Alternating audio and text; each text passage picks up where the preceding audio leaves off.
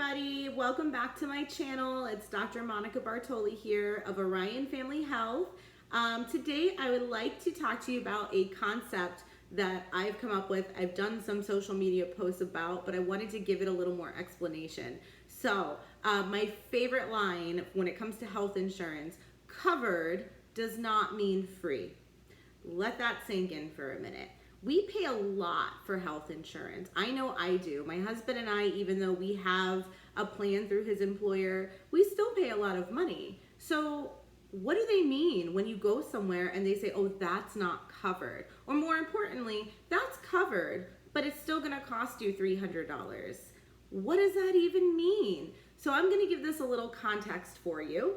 I would like you for a moment to think about your health insurance in the context of your car insurance. So your car insurance is there if somebody hits your car or there's damage done to your vehicle, or God forbid there's medical issues that arise from an accident. It is there for catastrophic things, right? Geico is not paying for your oil change or for you to change your motor mount or if a belt breaks. Geico has no part in that, right? So that's the same kind of concept when it comes to health insurance. Health insurance began as something that would cover catastrophic illness. So if you had to go to a hospital or you needed an expensive test done or you got very ill, they would cover these things that could traditionally cost people a lot of money. And they still do cost people a lot of money. But traditionally, healthcare wasn't always there to fix your maintenance issues, right? So if you have a cold or you have a urinary tract infection, traditionally, these were things that, maybe were covered, but you paid for. We've gotten to a place in healthcare where we've added more and more services to be covered, but covered does not mean free. So I find the word covered is almost a psychological trick that some of the big insurance industry companies use to make you think you're protected in case of anything, everything.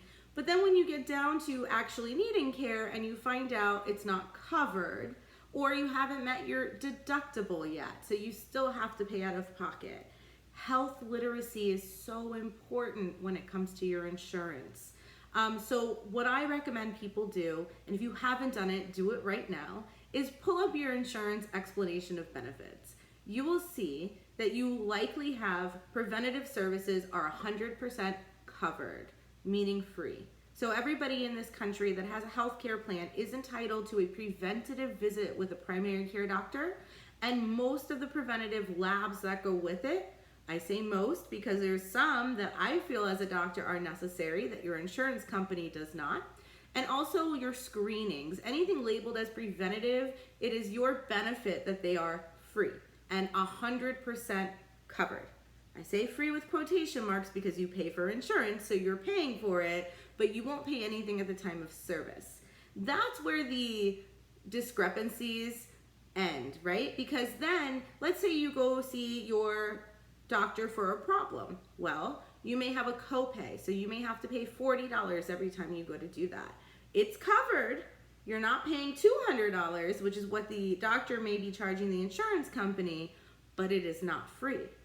Let's say you go to an urgent care. Everything in the urgent care is priced differently. So you have the visit, you have any of the testing that you need. If they give you injections of any kind, all of that has a separate price. You might be covered, which means the insurance will pay part of it, but it is not free. So I like to always make sure my patients know covered and free are not synonymous and they mean different things. Cash pay sometimes can be so much cheaper, even if you have good insurance. So let me explain to you what that means. I'm gonna apply it first to medications, okay? So you get a prescription from your doctor, you take it to the pharmacy, and your insurance has a preset list of what medications they prefer and cover. So you may have different tiers where they say, oh, this medicine is $4 copay, this medicine is $10 copay, and so on and so forth. But what happens when your insurance company doesn't cover your medicine? Then you have to do what's called a prior auth. Well, your doctor has to do it. And then they determine if they think it's necessary for you to have that medication. And they may still say, no, that's not necessary. So then what do?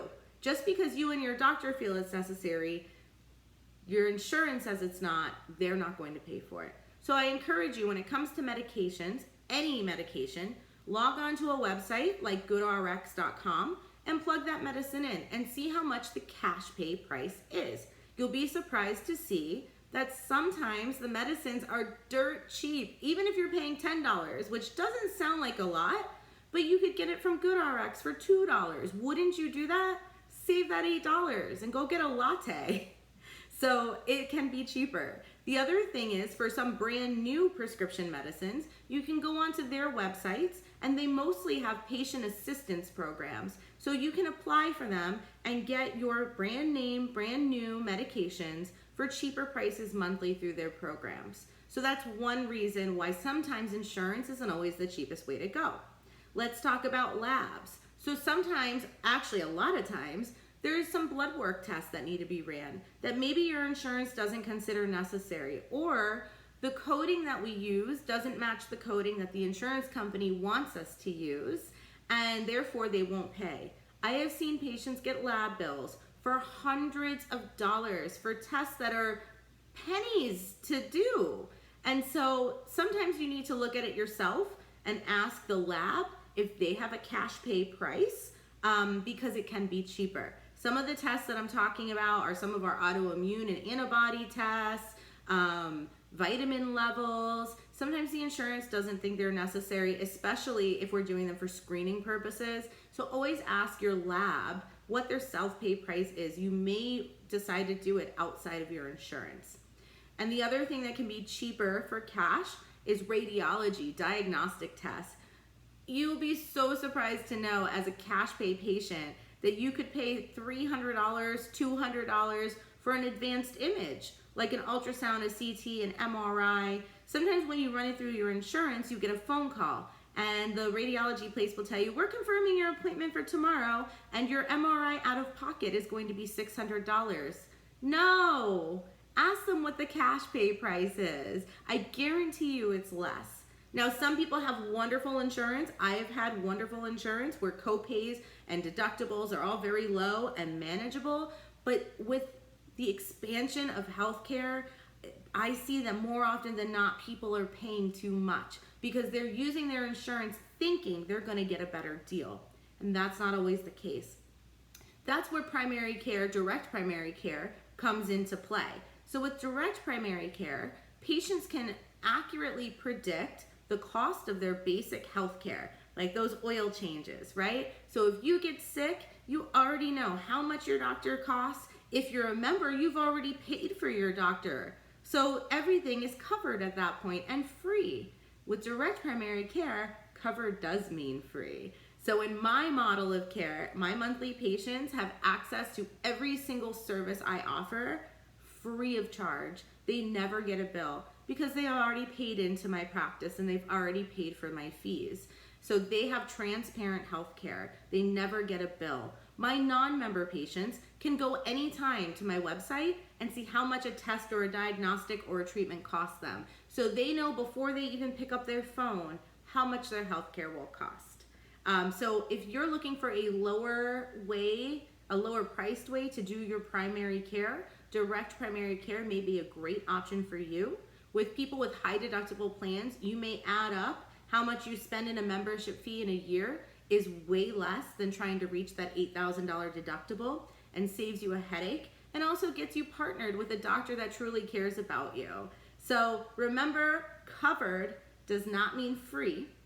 Health insurance does not mean health care.